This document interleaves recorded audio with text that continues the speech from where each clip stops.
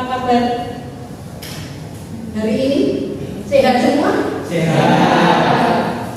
Semangat tidak? Semangat. Kita akan belajar tentang beriman Kristiani. Kalau ini adalah, ya, terima kasih. Kami adalah. Mari kita lihat. Mari teman-teman kita berdoa. Dalam nama Bapa dan Putra dan Roh Kudus. Terima kasih Tuhan telah memberi kita pada pagi hari ini. Sebentar lagi kami akan melaksanakan pelajaran beriman Kristiani. Sertailah kami dari awal hingga akhir agar dapat memahami firman. Amin. Terima kasih Pak Dio atas doanya. Akan saya bacakan, akan saya tunjukkan apa yang menjadi harapan atau tujuan kita dalam pembelajaran ini. Ya. Yang pertama, bahwa nanti setelah anak-anak selesai pembelajaran, diharapkan kalian semakin memahami Allah memberikan dirinya sendiri bagi keselamatan manusia. Lalu yang kedua, dapat merumuskan makna hidup beriman. Karena tema kita hari ini adalah beriman Kristiani. Maka diharapkan nanti anak-anak bisa merumuskan makna hidup beriman Kristiani. Nah, kita lihat pada pelajaran yang lalu kita sudah memahami bahwa Allah itu sudah senantiasa berkehendak menyelamatkan manusia dengan berbagai macam cara dan berbagai macam kesempatan. Silakan Kristiani. Allah Sang Pencipta dan sumber segala kehidupan, Allah yang Maha Agung, berkenan hadir di tengah dunia. Ia menyatukan diri dengan hidup manusia, mengambil rupa seorang manusia, dan ikut merasakan suka duka hidup manusia. Ia adalah Allah yang menjelma menjadi manusia. Dalam diri Yesus Kristus semua itu akan terwujud. Nah, tadi sudah dengan doa. Sekarang mari kita lihat bersama-sama. Di situ ada sebuah cerita. Karena nanti anak-anak saya beri kesempatan untuk membuat pertanyaan sehubungan dengan pemberitaan. Silakan anak-anak mengungkapkan atau membuat pertanyaan sehubungan dengan cerita itu. Apa yang dapat ditanggapi raja setelah orang miskin berkata seperti itu? Apa yang akan ditanggapi oleh raja setelah orang miskin itu berkata seperti itu ya? Ini berkata. Yang mulia kau meninggalkan sampai kepada kau memberi dirimu sendiri. Yang mulia engkau meninggalkan. Padahal dia adalah seorang raja, berani meninggalkan semuanya. Ada lagi? Ya. Apa tujuan raja melakukan hal tersebut? Apa tujuan raja melakukan hal tersebut? Ya, bagus. Sendiri untuk manusia. Kita lihat. Dalam cerita tersebut, raja itu telah memberikan dirinya dan hidup bersama dengan rakyatnya yang menderita. Apakah kalau zaman sekarang masih ada seperti itu? Ada tidak? Jarang. Ada tapi jarang ya? Nah, jarang ya. Dia datang dan hadir, makan dari makan yang sama, ya. Mentah dia juga makan sama dengan rakyatnya. Demikian juga dengan Allah yang Maha Tinggi. Allah yang Maha Tinggi siapa? Yesus sendiri. Ya, Yesus Kristus rela hadir di dunia untuk apa? Untuk dosa manusia. Puncaknya yaitu pada diri Putra Allah, yaitu Yesus Kristus. Dengan segenap kehadiran dan penampilannya, dengan sabda maupun karyanya, dengan tanda-tanda dan mujizatnya, terutama dengan wafat dan kebangkitannya yang penuh kemuliaan dari maut, akhirnya dengan mengutus Roh Kudus, Roh kebenaran, menyelesaikan wahyu dengan memenuhinya dan meneguhkan dengan kesaksian ilahi. Kita belajar bersama bagaimana dari ajaran gereja dari dokumen Konsili Vatikan II tentang Gaudium et Spes artikel 14. Setelah kita membaca itu, renungan itu, silakan anak-anak sekarang membagi kelompok. Ya, silakan siapa yang akan membagi kelompok, saya atau anak sendiri akan membagi. Boleh ya. Kalau boleh nanti tidak boleh protes. Ya, siap ya. Yang pertama, kelompok pertama itu ketuanya Fabio ya. Setuju? Nah, Fabio, Dea dengan Adifa. Itu kelompok satu. Silakan untuk ya, untuk membentuk kelompok, untuk duduk bersama-sama dalam kelompok. Kalian bawa HP ya. Nanti dibuka di dalam dokumen gereja. Sudah selesai? Sudah. Silakan sekarang ya merenungkan dan meresapkan dalam hati cerita itu, kemudian buat daftar pertanyaan. Ada yang sudah bisa merenungkan untuk membuat pertanyaan sehubungan dengan cerita tadi, memberi diri tadi? Ada?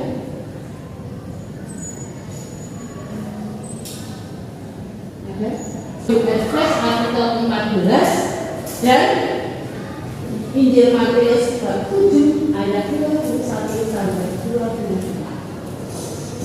Saya sengaja tidak bawa kitab suci, tidak bawa dokumen yang juga, karena kalian membawa HP, silakan membuka HP kalian. Satu yaitu apakah makna hidup beriman Kristiani menurut Gaudium et Spes? Banyak orang yang hidup yang tidak lain berlain dan motivasi dan Boro, yaitu apakah makna hidup beriman Kristiani menurut bacaan tersebut? Orang Kristiani adalah orang yang hidup dan tindakannya yang diwarnai dan dimotivasi oleh iman Kristianinya. Ya. Nomor 2, menurutmu manakah sebenarnya kekerasan manusia menurut Romawi? Nomor 1, kesamaan. Nomor 2, doa untuk kami. Nomor 3, perumpamaan. Yang keempat, generasi. Yang kelima, misi penginjilan. Kalau ada nomor 3 Pak. Apa aspek kehidupan Kristiani yang ada di dalam bacaan tersebut?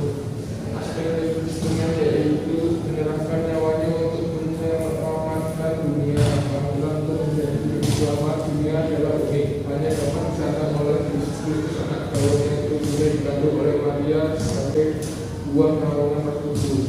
Aspek yang kedua yaitu menjadi kembali gereja. Aspek yang ketiga yaitu aspek kasih. Aspek yang keempat yaitu aspek kebenaran. Aspek yang kelima yaitu aspek kuasa. Terima kasih. Ya.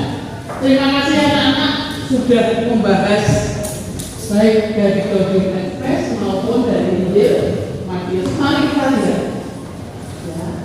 Mari kita lihat sebenarnya apa tadi Gaudium et Spes, makna Gaudium et Spes maupun Injil Matius dari kita. Yang pertama, ya, umat Kristiani atau kita itu menghayati karya penyelamatan Allah yang paling nyata tampak dalam diri Yesus Kristus. Maka bagi kita, bagi umat Kristiani, Yesus Kristus itu menjadi tanda agung pewahyuan Allah. Sedangkan iman Kristiani yaitu terletak pada pribadi Yesus Kristus sendiri.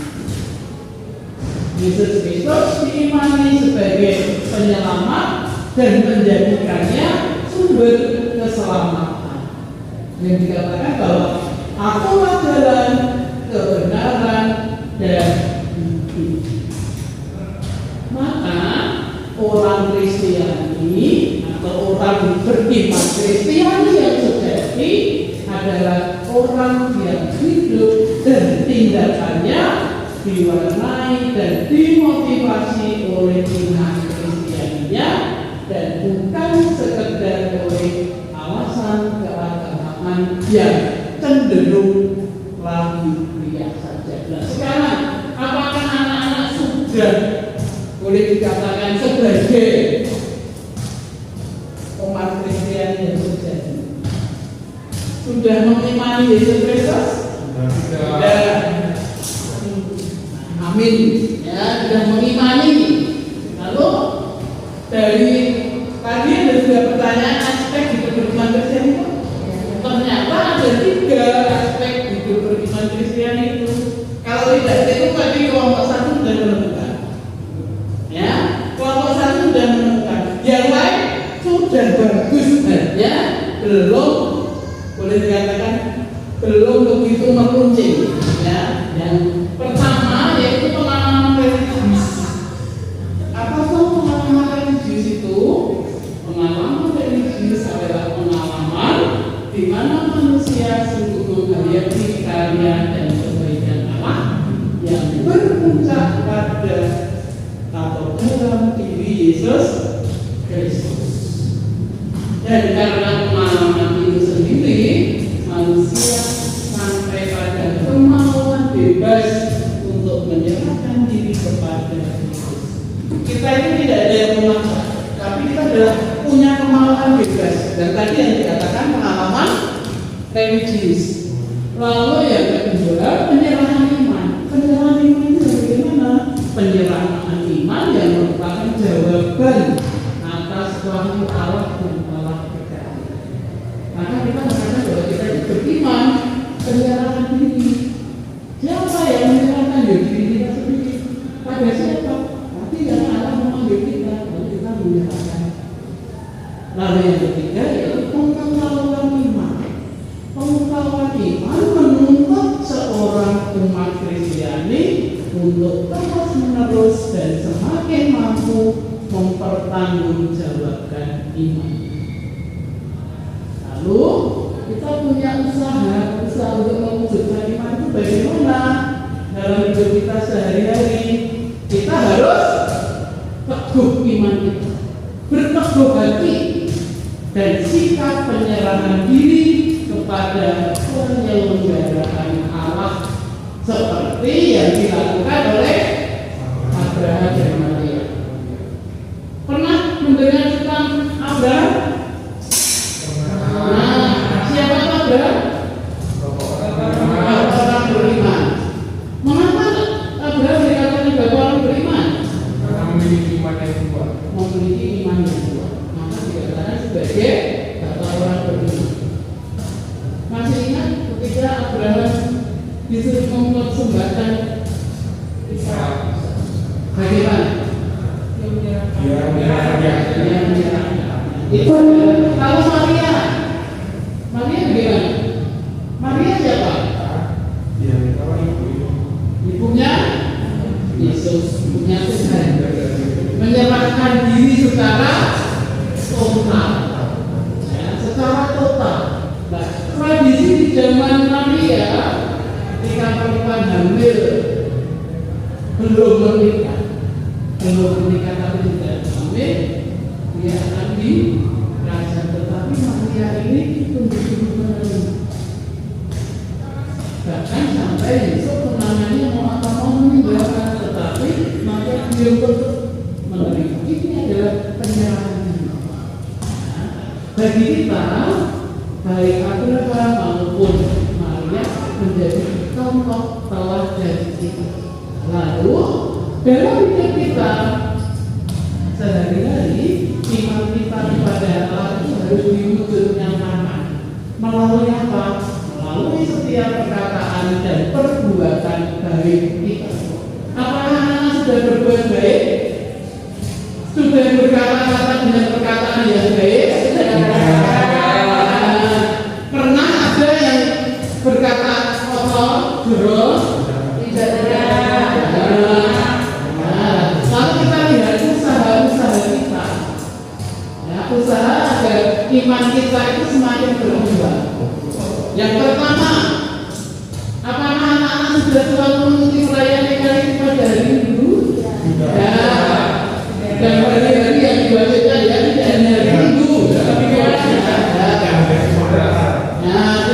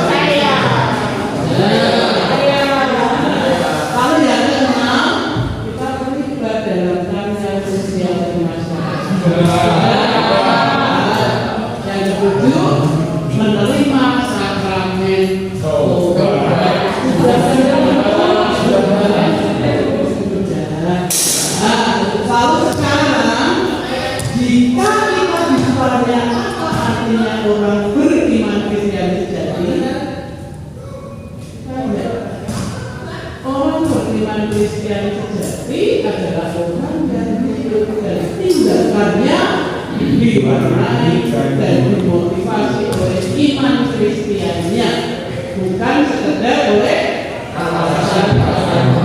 Tadi ada yang dari itu ya. Lalu yang kedua, seorang yang beriman Kristiani adalah seorang yang religius, yaitu orang yang selalu menyadari bahwa seluruh peristiwa hidupnya merupakan karena dari Kristiani. Yang menjadi ciri khas itu apa tadi? Adanya jaminan rahmat keselamatan. Ciri khasnya apa tadi yang pokok, yaitu percaya menyerahkan diri seutuhnya kepada Yesus Kristus. Ini apa ada yang mau ditanyakan tentang beriman Kristiani ini? Kegiatannya, khas, ciri khasnya, apa itu wahyu, apa itu sudah jelas semua? Sudah jelas. Kalau sudah paham, sudah jelas, karena sebentar lagi kita sudah akan meninggalkan tempat ini, ruangan kita ini, akan pelajaran berikutnya, ya. Mari kita berdoa, mari kita tutup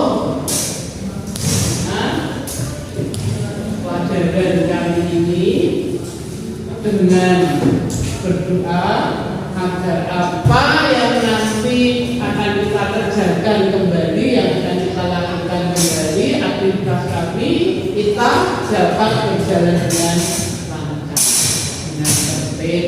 Tapi ingat ya anak-anak, minggu depan kita lanjutkan lagi dengan materi yang lain.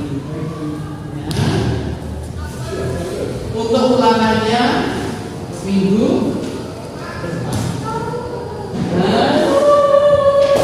depan. Anak kalau belum jelas boleh dilayan atau ketika kita ketemu boleh ditanyakan kembali. Ya, terima kasih ya anak-anak sudah bersemangat, sudah bersama-sama menggeluti ya beriman Kristiani.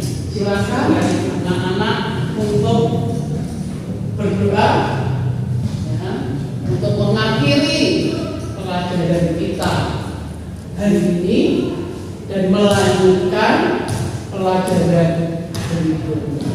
Mari kita berdoa. Siapa yang